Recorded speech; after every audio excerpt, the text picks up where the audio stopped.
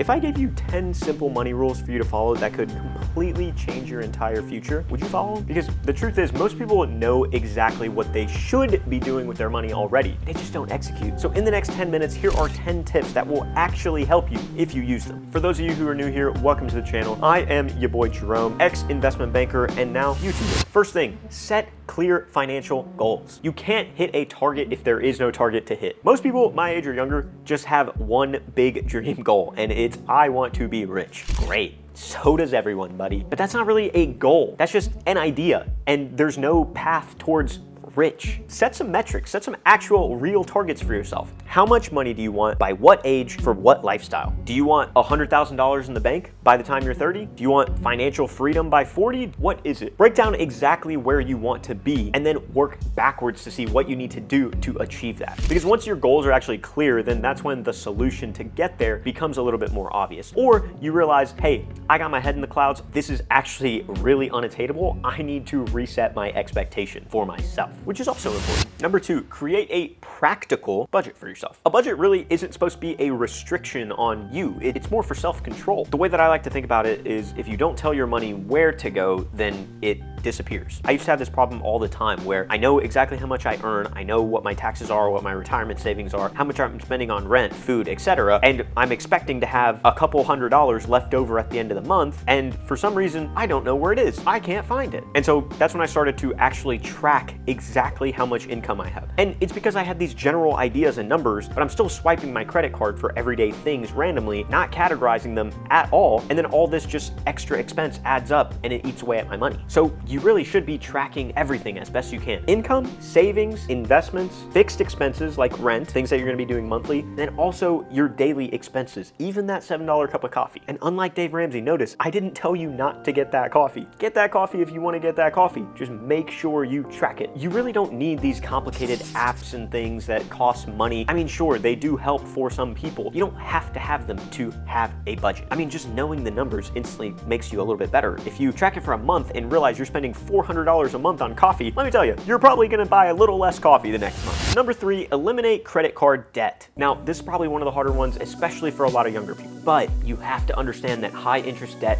is like quicksand. It will eat you alive. Credit cards charge insane interest rates, up to 27, 28% sometimes. Let's just say you spent $1,000 on a credit card this month, which really isn't that crazy. But let's say next month when your bill comes, you decide not to pay it. Well, if you decide not to pay it for a year, you're gonna be paying $280 in just interest on that credit card. And to be honest with you, that's how these credit card companies get you, because they show you the minimum amount that you owe, you pay that minimum so you don't get fines of any sort, but they're eating off of that interest. So the golden rule for credit cards, and you've probably heard it a million times, always try to pay it off in full at every single month. And if you can't do that because your credit card debt is just so big and unmanageable right now, then try to limit the credit card spend going forward and then focus all of your attention on paying back that credit card debt. And I get it, you probably have other loans like car, student, mortgage, whatever, and those are probably greater in number, so it looks like those are bigger and you should be paying those off first. I get it. But when those interest rates are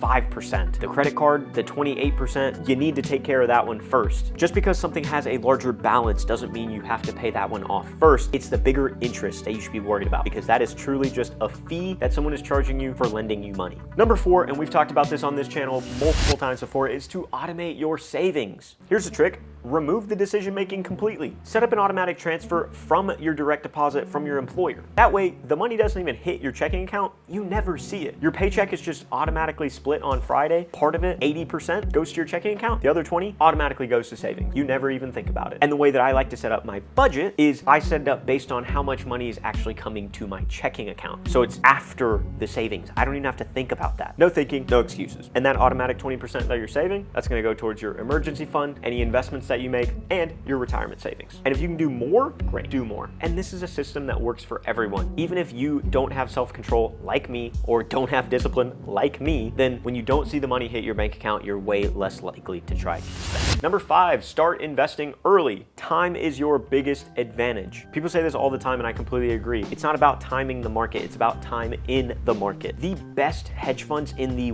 world have maybe a 2 or 3% advantage on the overall just general stock market index. It's not worth it for you to waste your time trying to sift through the hundreds of thousands of stocks there are to try to place one singular bet on Tesla or on AMC or on Bitcoin. No, automate it. Don't even think about it. Pick a couple different ETFs. Maybe you use SPY, which is the ETF for the total S&P 500. Maybe you pick VOO, which is the large cap fund from Vanguard. And there's a couple others. I'm not going to name them because I'm not a stock guy and I'm not going to sit here and recommend stocks to you. But pick a couple different ETFs if you want to diversify and just put all of your money in those. I promise you, when you combine your automatic savings with just automatically buying these stocks, then over the course of your 40-year career, it's going to be more money than you could have ever imagined. And even small amounts matter, right? $500 invested today is better than $5,000 invested 10 years from now. So start early when you can and with what you can. Number 6 is to monitor your credit score. Your credit score is basically like your financial reputation, just on paper. It decides everything from whether you get approved for loans and credit cards to what your interest rates are going to be, and even your insurance costs sometimes. And to make sure your credit score is going up and continue to go up, make sure you pay all your bills on time. A good credit score can save you thousands just by reducing the interest that you pay. Number 7, learn to negotiate. I know a lot of people, especially those that live here in the US like me, think that the price is just the price, and it is what it is, and you can't do anything about it. Well, that's not always the case. I mean, a lot of things are negotiable. The best example that I have is rent. For example, a couple months ago, I had my rent renewal coming up. The apartment complex wanted to increase my rent about $200 a month, and I had read this story on Reddit of someone successfully being able to reduce their rent increase. And so I went to my leasing office and I asked them, hey, I've lived here a year and I've had several problems in my apartment that you guys haven't necessarily addressed. The garage door downstairs is broken, so technically any stranger off the street could walk in and do anything they want to any of our cars. The heat was broken all winter. I just feel like you guys haven't given me the best service necessarily, and you're asking for a $200 increase, which is like 15% on my rent. That feels crazy. And after a little bit of back and forth, they were like, let us see what we can do. And then nobody gave me a call. No one asked me to come back to the leasing office. I just got an email one day and they said, hey Jerome, your new renewal rate is just $50 over what you're currently paying. If that's okay, sign the contract. So while my rent did still go up by $50, I saved myself $150 from where it could have been. And that was something that I never in my life thought was negotiable. So try to negotiate when you can. Number 8. Keep learning about money. I mean, if you're on this channel, you're probably already trying to do that. Shout out to you. If it's the first time that you're on this channel, make sure to subscribe and smash that like button down below. But the financial world is constantly changing. Whether that's new tax rules, crypto, new investment options, new risks, everything is constantly evolving. You don't need to be an expert by any means in all of these things, but just be aware. Read, watch, learn, whether that's Twitter, whether that's the news. Nah, actually I take that back. Don't use Twitter.